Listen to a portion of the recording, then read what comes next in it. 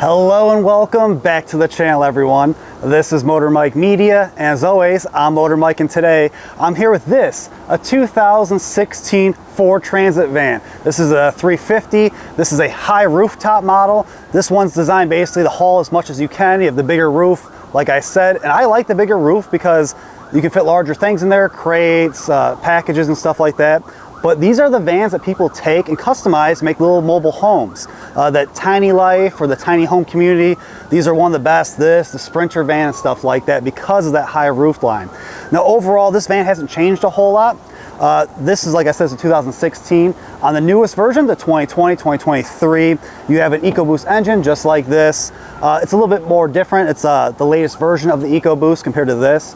But you can also get all-wheel drive on the newer ones, and you can get an electric version of the newer ones. The front end, the lights are a little bit different. It's got a different little bit of grille. The lower bumper has also been changed for the newer models. But this one is actually a really nice little van. If you're looking for a used van, maybe you have a construction company or a company like that that needs a van, this is the one I would recommend. All right, so it might be tough to see because this engine is crammed in there, but that's a 3.5 liter EcoBoost engine. And in this configuration, it's like 310 horsepower and 400 pound-feet of torque. Now, depending on how you configure the van, the size of the van, the roof and all that, will depend on how much actual payload and towing you have. So those numbers do change, so please look those up. I also noticed lots of pine cones. So there's been a critter up in here that has been bringing these there. But overall, this is a good engine. It feels very, very peppy on the road, and this is a nice engine. When you get higher mileage, you have to worry about those turbos, but other than that, these are relatively sound engines as long as you maintain them properly. All right, so this is a large work van designed to work. So you can load a bunch of stuff through the back of the van, or you have this large side sliding door. Now, it's only on one side of the van. It's not assisted, so you just fling it open, but you can see a large opening. So if you're carrying something, you can easily step on up. You have one step here and another step to get into the vehicle if you're carrying things. You also have tie downs all over the inside. I'll show you that in a second, but there's some up front. And this is open large enough so if you have a high-low with a small pallet or a small crate, you can easily load things from the side, which is always a nice feature. Well, let's look at the back where most of the work is done. All right, so don't mind all the mess on the inside, but this van has barn-style doors. They open up to this configuration, and with the simple hit of this latch, they actually fold out. The bump steps on the sides are magnets, so once you push it all the way, it will just stick there, and that's awesome, giving you the maximum range to get stuff in and out of the vehicle.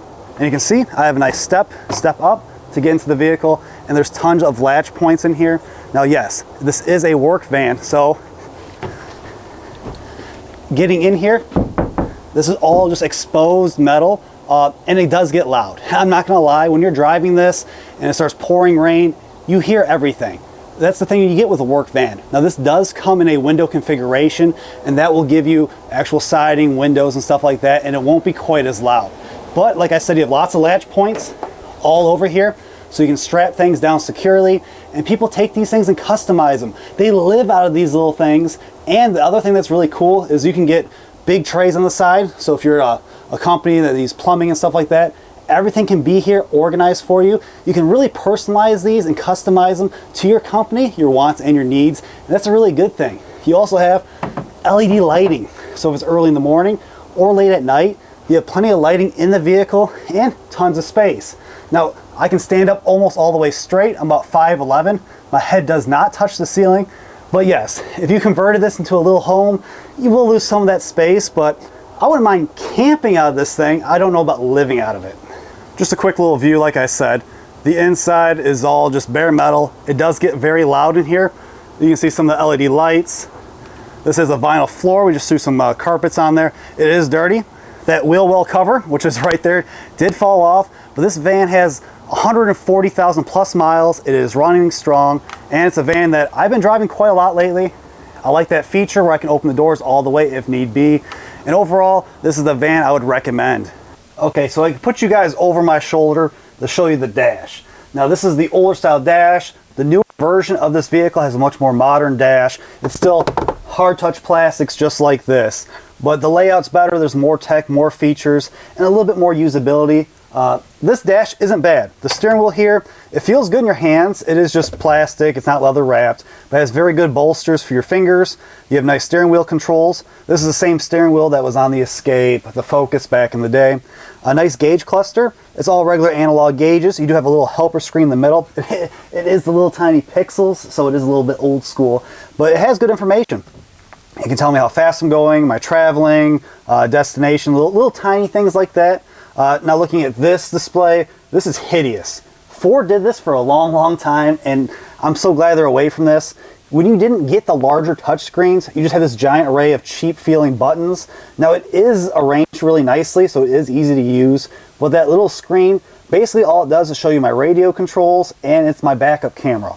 Now, I do love having a backup camera. This is a giant van, guys, so having a backup camera is nice to have. It is a little small to see, but I wish they would have spruced up and got the bigger screen, but this is what you got on the cheap ones. And if you're looking for a used van, you're probably gonna have most of them like this, just kind of like a bare bones work truck, because these are just work trucks, or work vans, I should say.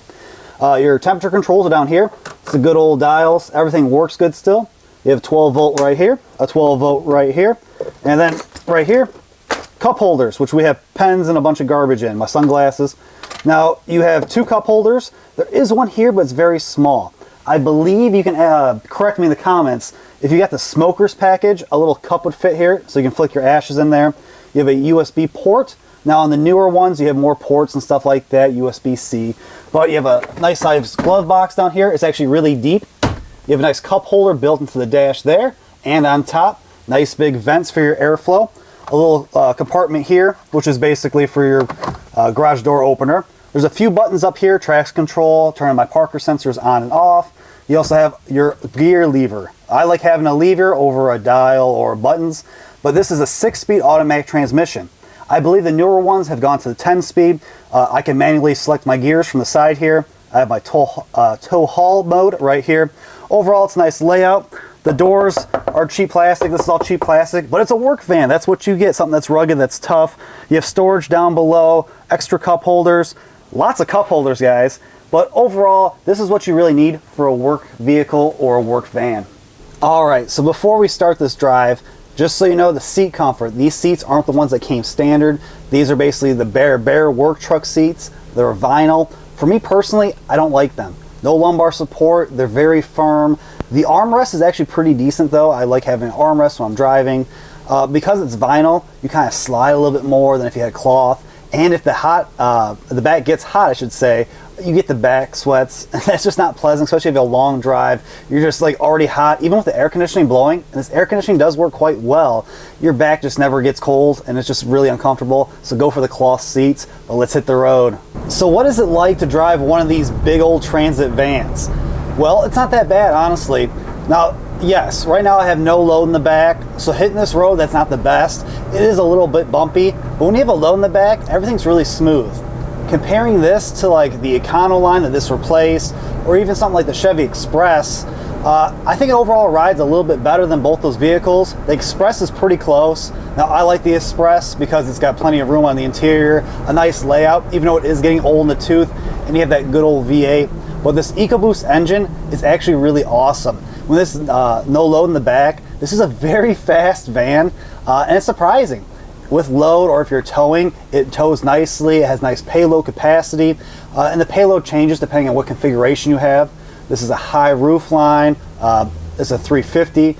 I really dig this van. Now, yes, it's older. The newer vans offer all-wheel drive. They offer a nicer interior, more tech features, a little bit more comfort, but this isn't bad. Accelerating here, it's good. Now it is loud in here. Yes, you hear road noise, you hear tire noise. This is a work van, a cargo van, so I hit this pop. Woo! The camera shook a little bit, but once you hit with those bumps, it settles out pretty quickly. Visibility, I have this giant front window, good side windows, and I have very large mirrors. And the cool thing about the mirrors is they're divided, so I have the top part and the bottom part giving me tons of visibility around the vehicle, which I really dig. Now obviously I can't see out the back because I don't have any windows. It's a work van. I do have that backup camera though, that does help, even though it is kind of small. Overall, if you're looking for a used van, one of these Transit vans isn't bad. As long as you get the EcoBoost engine and you maintain it properly, It has good numbers overall. Towing feels good, the power feels good taking this turn. And yeah, it's a pleasant van to drive. It can get the job done. Because it is a high roof line, I can fit larger crates in the back, anything I really need. So if you're into working, construction, stuff like that, maybe you're a plumber, a handyman, and you're looking for a used van, I would highly recommend one of these. Like I said, it just gets the job done. All right, so that's my overview of a 2016 Ford Transit van.